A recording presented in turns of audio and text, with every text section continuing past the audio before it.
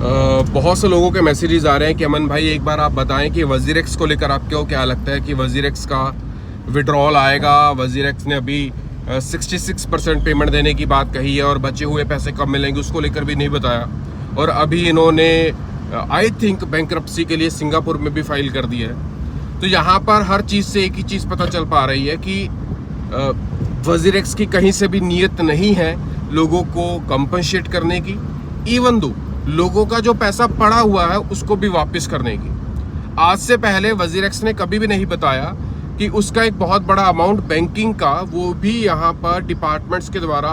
Seize किया गया है, ब्लॉक किया गया है। बट जब आज पेमेंट देने की बात हुई तो उन्होंने बोला कि यहाँ पर हम केवल 66% पैसे ही देंगे और वो भी 2 बारियों में देंगे, और बचे हुए 34% कब मिलेंगे, कैसे मिलेंगे और किस प्रोसेस के साथ मिलेंगे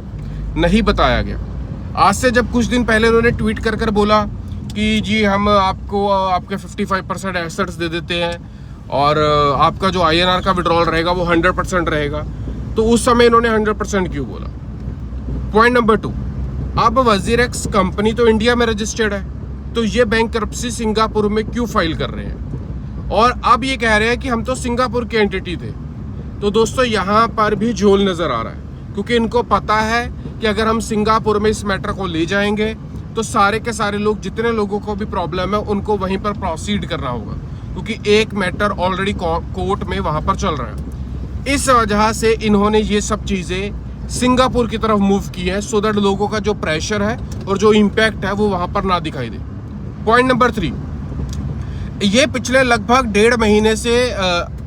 यही काम कर रहे हैं, प्रोसेस में है, ये है वो है। एक्चुअल में ये मॉनिटर कर रहे थे कि लोगों का रवैया, लोगों के एक्शंस क्या रहते हैं, और इन्होंने पिछले महीने 1.5 महीने में देख लिया कि किसी ने कोई पुलिस केस नहीं किया,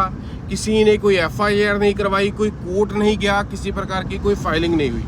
और अब ये उसी चीज़ का फ़ायदा ले रहे हैं। पॉइंट नंबर 4, निश्चल शेट्टी ने मुझे ट्विटर के ऊपर ब्लॉक कर दिया क्योंकि मैंने मल्टीपल टाइम्स उनसे क्वेश्चन पूछे, उन्हें क्रिटिसाइज किया और उनसे ये भी जानने की कोशिश की कि आप लोगों का पैसा दे क्यों नहीं रहे, और अल्टीमेटली इन सब चीज़ों का आंसर करने की बजाय उन्होंने मुझे ब्लॉक कर दिया। उनकी चॉइस है, वो कुछ भी कर सकते हैं, बट इस तरीके से ये मैटर ख़त्म नहीं होता। ये जो प्रॉब्लम है ये सॉल्व नहीं होती किसी को ब्लॉक कर देना। आपने ब्लॉक कर दिया कोई बात नहीं, बट आपको पब्लिक को आंसर करना होगा। लास्ट में आपको यही कहना चाहूँगा कि बहुत ज़्यादा सिक्योर्ड, ट्रस्टेड प्लेटफॉर्म के सोर्स से पता चला है कि ये हैक नहीं है, ये प्रॉपर एक स्कैम है। वजीरेक्स के द्वारा बनाई हुई प्रॉपर एक कहानी है, जहां पर इस स्कैम को ये हैक का नाम दे रहे हैं। बहुत सारे कारण बताए जा रहे हैं कि इनका कम होता हुआ रेवेन्यू इंडिया में, इनको शार्डियम के लिए पैसा चाहिए, इनको पाई 42 के लिए पैसा चाहिए, और वहाँ पर पाई 42 के ऊपर भी क्लाइंटेज नहीं आ पाया, जो कि इन्होंने बहुत बड़ा सोचा था कि इनको वहाँ पर रिस्पांस मिलेगा, वो चीज़ें भी नहीं हो पाई। उसके बाद वजीरेक्स के ऊपर भी खर्चे ज़्यादा थे और इस समय पर रेवेन्यू उतना नहीं था, तो इस वजह से वहाँ पर ये सारी की सारी चीज़ें इन्होंने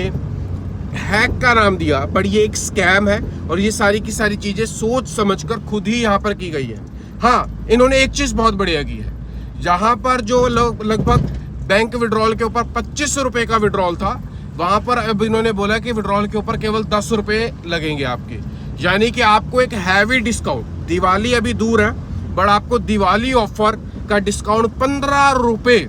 जी हाँ फिर से सुनिए, 15 रुपये का एक बहुत बड़ा डिस्काउंट आपके बैंकिंग सिस्टम के ऊपर, आपके बैंकिंग विड्रॉल्स के ऊपर यहाँ पर दिया गया है। लास्ट में मैं यही बोलूँगा कि ये हैक नहीं, ये स्कैम है। 1-1.5 महीने से जो वजीरेक्स कर रहा था, उसने केवल चीज़ों को मॉनिटर किया कि लोग यहाँ पर क्या एक्शन लेते हैं, लोग आने वाले दिनों में कुछ करेंगे भी या नहीं करेंगे, केवल बातें करेंगे।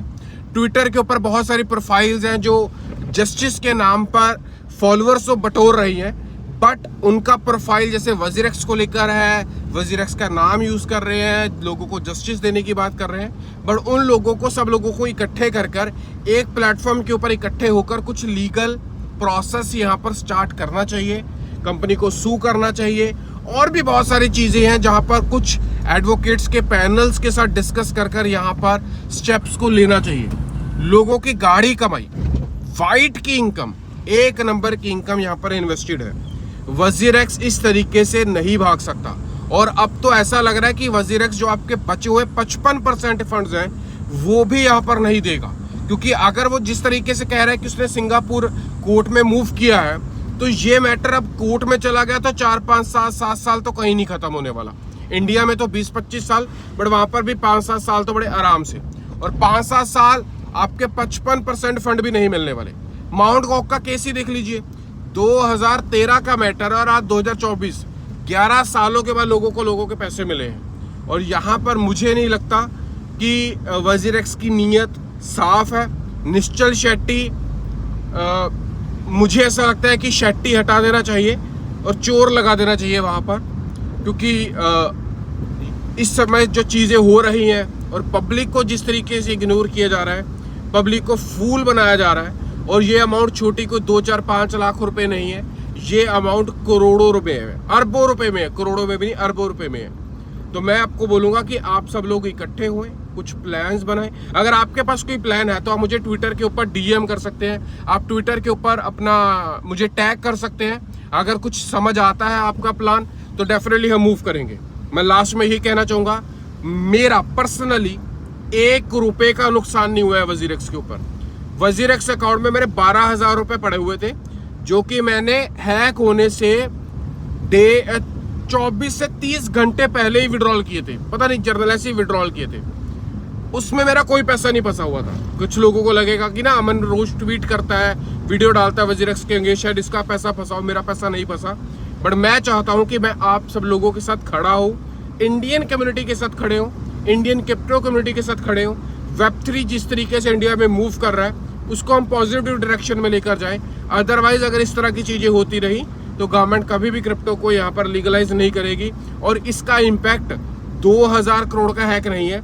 कई 100 मिलियन बिलियन डॉलर्स का है, क्योंकि इसका जो इम्पैक्ट है जो यूजर्स के पॉकेट्स के ऊपर, उनके माइंड के ऊपर और क्रिप्टो को लेकर इफेक्ट होने वाला है, वो बहुत बड़ा होगा। अगेन वीडियो लंबा हुआ है, बट हर एक यूजर तक इस वीडियो को पहुंचाएं, क्योंकि मैं यहाँ पर श्योर हूँ कि वजीरेक्स 55% जो बचे हुए आपके क्रिप्टो फंड्स हैं वो भी यहाँ पर नहीं देगा, और बचे हुए आपके 34% फंड्स जो आप 66% ले रहे हैं वो भी यहाँ पर नहीं देगा। और अब एक लास्ट में चीज और कहना चाहूंगा, ये आपसे विड्रॉल के समय पर, जो आपका बैंकिंग विड्रॉल समय पर एक कंसेंट ले रहे हैं, जिसमें ये क्लियर मेंशन कर रहे हैं, जो कि आपके 55% फंड्स को लेकर है, कि वो यहाँ पर या तो डिले होंगे या फिर कोर्ट के प्रोसेस, जो भी कोर्ट यहाँ पर सिंगापुर कोर्ट यहाँ पर ऑर्डर करेगा उसके थ्रू मिलेंगे।